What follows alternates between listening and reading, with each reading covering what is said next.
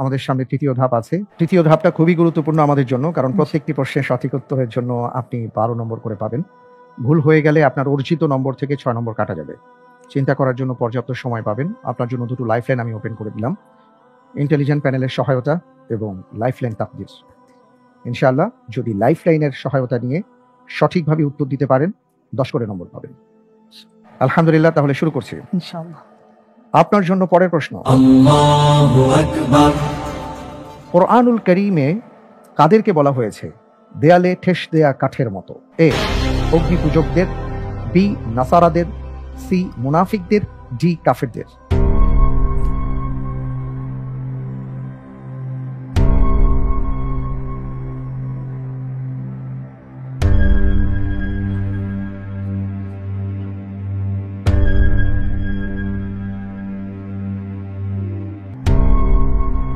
আলহামদুলিল্লাহ, আমি আল্লাহর উপর ভরসা করে উত্তর হিসেবে বেছে নিচ্ছি অপশন সি, মুনাফিকরা। মুনাফিকরা লক করে দেব। ফ্রিজ করা হোক অপশন সি, মুনাফিকদের।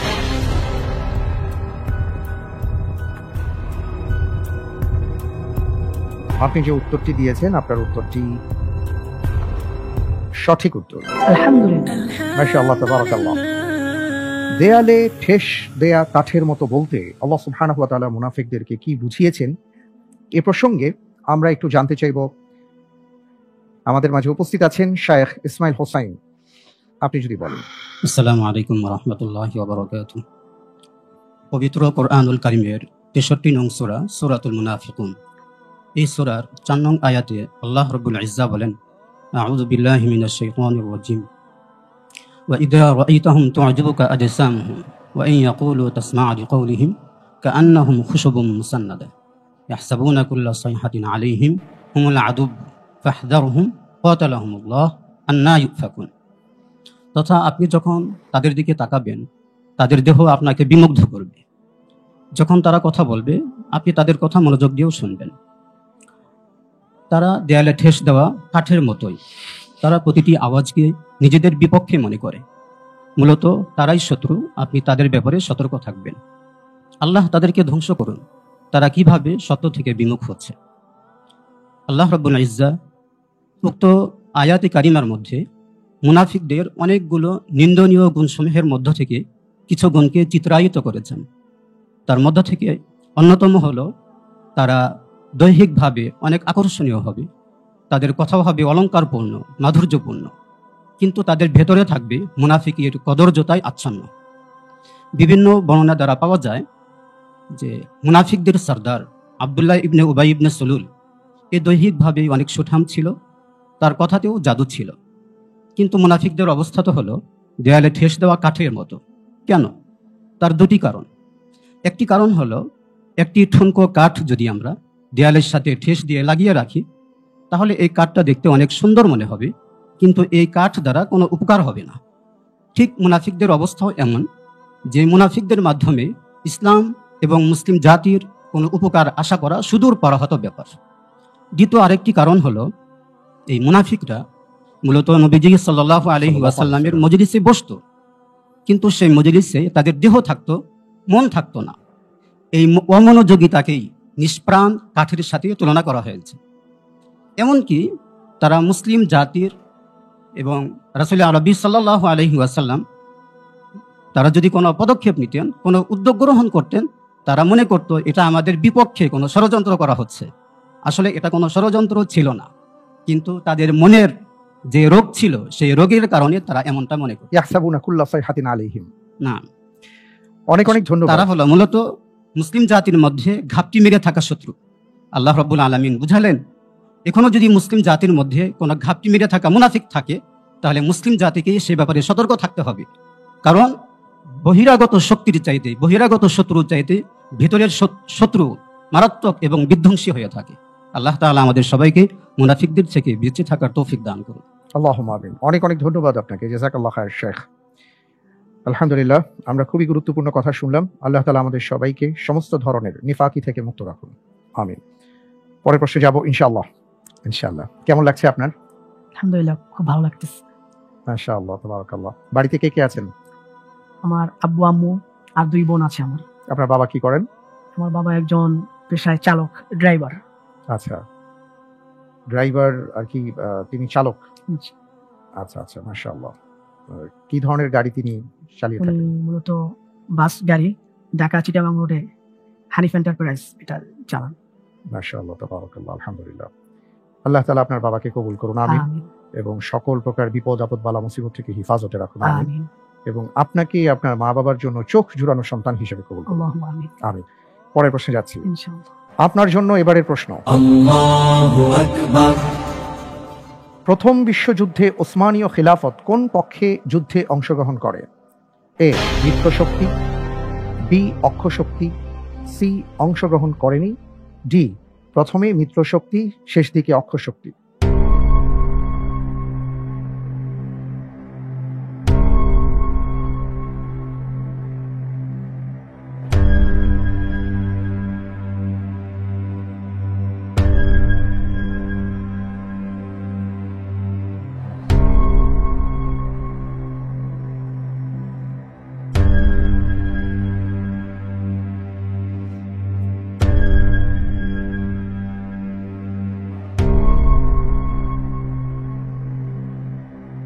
আপনার জন্য লাইফলাইন আছে, আপনি চাইলে লাইফলাইন ব্যবহার করতে পারেন।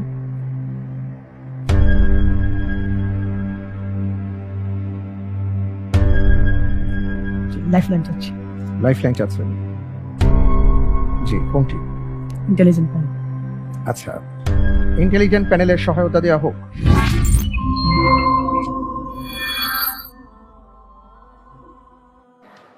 আসসালামু আলাইকুম।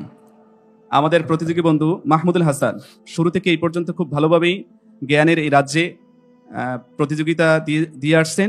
এই পর্যায়ে এসে তিনি আমাদের কাছে একটি সহযোগিতা চেয়েছেন। আমরা একটা ক্লু দিব, সেটা হচ্ছে বুরসা একটি নগরী ছিল, যেটি ছিল ওসমানী খেলাফতের রাজধানী।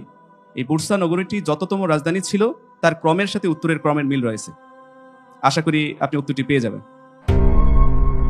ওসমানীয় সাম্রাজ্যের বুসরা একটি নগরী আছে বা ছিল, সেটা যততম, এটার সাথে আপনার উত্তরের অপশনের সাথে মিল পাবেন। আলহামদুলিল্লাহ, আমি অপশন হিসেবে বেছে নিচ্ছি অপশন বি, অক্ষশক্তি। অপশন বি অক্ষশক্তি ফিক্স করব। লক করা হোক অপশন বি অক্ষশক্তি। আপনি ক্লু থেকে যে বিষয়টি বোঝার চেষ্টা করেছেন যে ওসমানীয় সাম্রাজ্যের যে বুসরা ছিল দ্বিতীয় নগরী। মনে হচ্ছে আচ্ছা, আপনি যে উত্তরটি দিয়েছেন অপশন বি কে আপনি লক করতে বলেছেন, আমি করেছি, এবং এটা আপনি সহায়তা নিয়ে করেছেন। আপনার উত্তরটি সঠিক উত্তর। আলহামদুলিল্লাহ। জি, অক্ষশক্তি যে গঠন হয়েছিল তার সাথে তাদের মিত্রতা ছিল। মূলত প্রথম বিশ্বযুদ্ধের যে সূত্রপাত হয়েছিল 1914 সালের 18 জুন বসনিয়ার রাজধানী সারায়েভো শহরে অস্ট্রিয়ার যুবরাজ ফার্ডিনান্দ এক সার্বের গুলিতে নিহত হন। অস্ট্রিয়া এবং হাঙ্গেরি এই হত্যাকাণ্ডের জন্য সার্বিয়াকে দায়ী করে এবং সেই বছরের 28 জুলাই সার্বিয়ার বিরুদ্ধে তারা যুদ্ধ ঘোষণা করে এবং এই যুদ্ধে দুদেশের যারা বন্ধু রাষ্ট্র ছিল তারাও ধীরে ধীরে জড়িয়ে পড়ে। এভাবেই প্রথম বিশ্বযুদ্ধের সূচনা হয় এবং আমরা ইতিহাস জানি 1914 থেকে 1918 পর্যন্ত এই 4 বছর যুদ্ধটি মূলত স্থায়ী হয়। অনেক অনেক ধন্যবাদ আপনাকে। আলহামদুলিল্লাহ, আমরা আপনার মাধ্যমে আরো একটি উত্তর জানলাম এবং সুন্দরভাবে আপনি প্রশ্নটির উত্তর দেওয়ার চেষ্টা করেছেন, ঠান্ডা মাথায় দিয়েছেন, জাযাকাল্লাহ খায়ের। এবার প্রশ্নে যাব ইনশাআল্লাহ তাআলা। আপনার জন্য এবারের প্রশ্ন। Allahu Akbar. বিখ্যাত শায়েখ এবং কারি সাদ আল গামিদি কোথায় জন্মগ্রহণ করেন? এ দাম্মাম, বি মক্কাতুল মুকাররমা, সি আল মদিনাতুল মুনাওয়ারা, ডি রিয়াদ। শায়েখ সাদ আল গামিদি 1967 সালে তিনি জন্মগ্রহণ করেন। আপনি চাইলে আরো একটি লাইফলাইন আপনার আছে, আপনি ব্যবহার করতে পারেন। লাইফলাইন তাবদীদ, যদি আপনার জন্য এটা মনে হয় যে এটা আমি আসলে জানি কি জানি না অথবা দিতে পারবো কি পারবো না, লাইফলাইন ব্যবহার করতে চাচ্ছেন। যদি লাইফলাইন না থাকতো তাহলে আপনি কোন অপশনটাকে পছন্দ করতেন? Option D, Riyad. রিয়াদ, আচ্ছা। সঠিক উত্তর ছিল অপশন এ দাম্মাম। কোনো সমস্যা নেই, আলহামদুলিল্লাহ। আমরা তাহলে লাইফলাইনে যাচ্ছি। লাইফলাইন তাকদীর নিচ্ছি। লাইফলাইন তাকদীর দেওয়া হোক।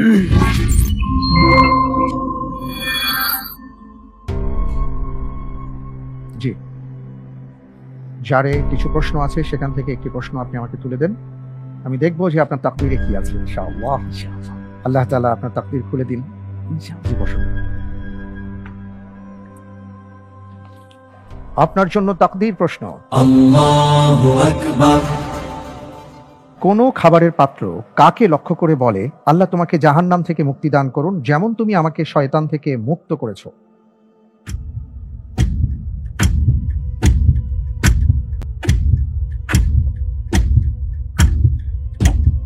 খাবারের পাত্র কাকে লক্ষ্য করে এই কথাটি বলে? যে খাবারের পাত্র ডেকে রাখা হয়।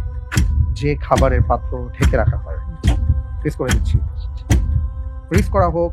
যে খাবারের পাত্র ঢেকে রাখা হয়।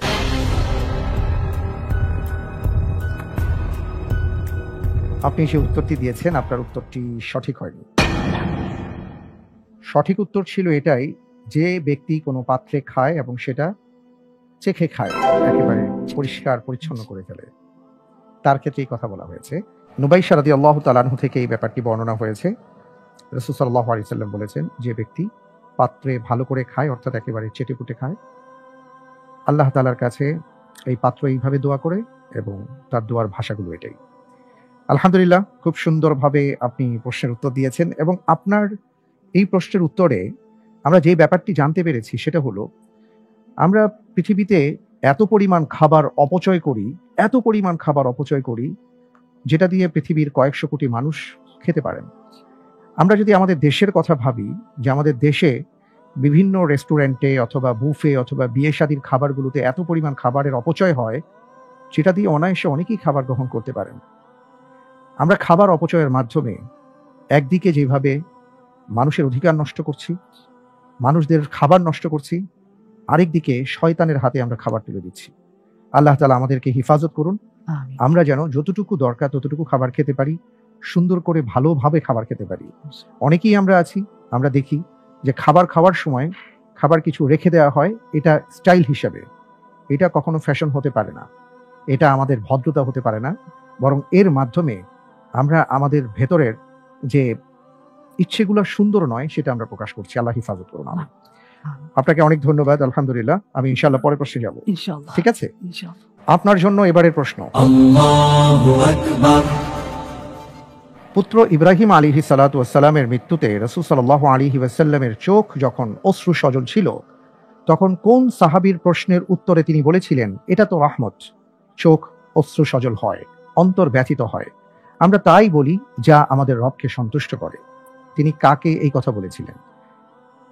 এ, আবু বকর সিদ্দিক রাদিয়াল্লাহু তাআলা আনহু, বি, ওমর ইবনুল খাত্তাব রাদিয়াল্লাহু তাআলা আনহু, সি, আব্দুর রহমান ইবনে আউফ রাদিয়াল্লাহু তাআলা আনহু, ডি, আলী ইবনে আবি তালিব রাদিয়াল্লাহু তাআলা আনহু।